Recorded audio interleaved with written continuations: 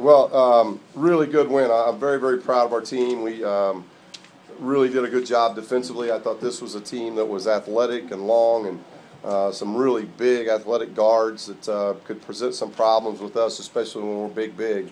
I thought we got a lot of good minutes. I thought, obviously, Tony had a very good game offensively, but which was a huge key. But I thought the key was Kendall Williams. I thought the job he did on Thorns made it really difficult for him because Thorns is a terrific player and keeping him off balance most of the night. Kendall had that assignment most of the night, and that's probably as good a defensively that Kendall's been since he's been here, and that's good growth to see. But overall, it was just a terrific win. We needed these two, and we've made some improvement this week, and now it's a very quick turnaround, and we know we got a busy week next week. Steve, they get 3 offensive rebounds and no second chance. Yeah, I thought we did a great job, and we've been a good rebounding team all year, but to hold somebody to 3 offensive rebounds was really, really good. Our board play has been getting better and better, and obviously Drew is somebody that does an awfully good job for us on the boards, but I think everybody that played Dom only got 1 minute, but everybody that played got a rebound. So, we're doing a good job on the backboard. Is your approach more blocking out or just going against? Today it was because of their athleticism. We weren't going to outrun and jump this team. You had to, they're long, they're athletic, they've got good size, and we really wanted to get into them and block them out. And I'll have to watch the tape, but just from what we viewed live and obviously statistically, it looked like we did a pretty good job with block out. Steve, Jamal came off the bench and had a couple of huge plays. There was one where he drew that charge on the fast break late in the first half, and then after you guys had lost a lot of that lead in the second half. Well, he's a leader for us, and I thought he was a little sluggish in the first half. I thought, and he got chewed pretty good, and I thought the second half Jamal did the things that we need for him to do. He got our tempo going again. We started getting a little stagnant offensively, and that's what happens. And we've told our guys that's why you've got to condition yourself mentally and physically, defensively, because it takes so much effort, and you can't allow the effort at the defensive end then to make you sluggish offensively. And I thought there in the second half when we got up 15, that started to happen. They pulled it back to within 6 or 7, and then I thought Jamal gave us a really good boost, got a couple big layups for us, and really just kind of up-tempoed what we wanted to do. Get that 3-pointer. Yeah, he had a great 3 right in front of our bench, and he's been shooting the ball well. He only took 1 3 today, but I think he's getting close to 45, 46% on the year from behind the line, so he's done a good job shooting this year. Was that one of those, No. He knows he's got, as long as they're good shots, we want him shooting the ball. He's a scoring point guard. He's somebody that has shot the ball well for us all year. So as long as they're good shots, Jamal knows he can shoot them. You mentioned TCU, how they kind of hung around all game. How important was it to start the second half on a 12? Well, they've made big comebacks. They were down to Colorado State, came back, took them into double overtime. They've been down. UNLV shocked them to about a 20-2 start, and then it was about even after that. They've made good comebacks here. Air Force and Boise at home. Boise had them down. I think Boise had them down 12 with 6, 7, 8 minutes to play, and they come back and win that game. So we knew that how explosive they can be, and they started making some threes there in that stretch once we got up 15. So it was a really good credit to our guys that they didn't panic. We did a good job of getting a good shot and then getting some stops in there to stop that run. Steve, you win a game by 33 points. Is it tough to get them refocused right away? No, I don't think so. We were really intent. Thursday was about a 50-minute, pretty tough practice, and then yesterday might have been as hard as we've gone before any game this year. We went really hard and intense for about an hour and 10 minutes. So we've stayed on them, and I thought they were really focused. They had a great practice yesterday. The walk through today at the hotel was really good. So I think they were very focused. I thought you can always tell that.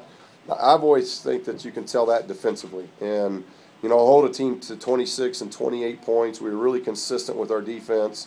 We didn't let their leading scorers get going on us. I thought the job we did on the 3 guards in particular, Green, Anderson, and Thorns, was a big key to the game.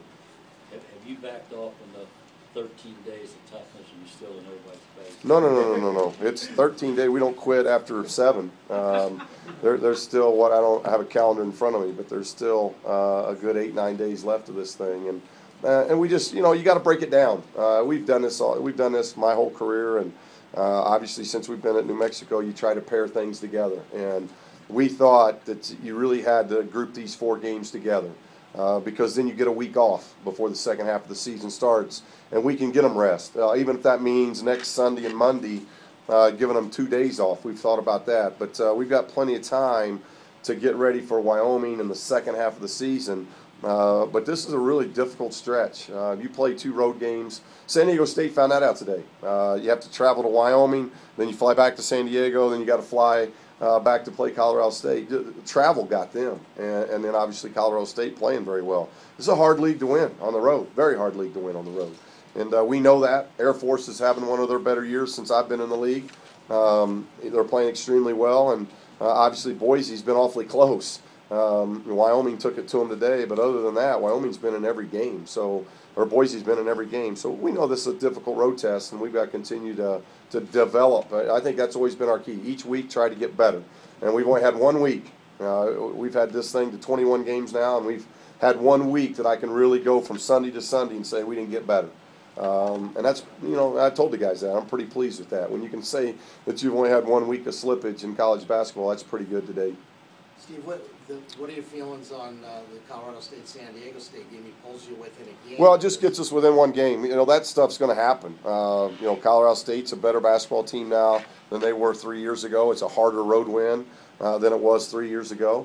So we've got that coming in February. So we know those are difficult games to win. And again, San Diego had brutal travel with just the way it's set up with the Wyoming trip, with the problems they had there, and then flying back to the West Coast. And it's going to be a hard league to go through this unblemished. And now there's something that's happened other than just San Diego State and UNLV losing to each other. There's something else that's happened.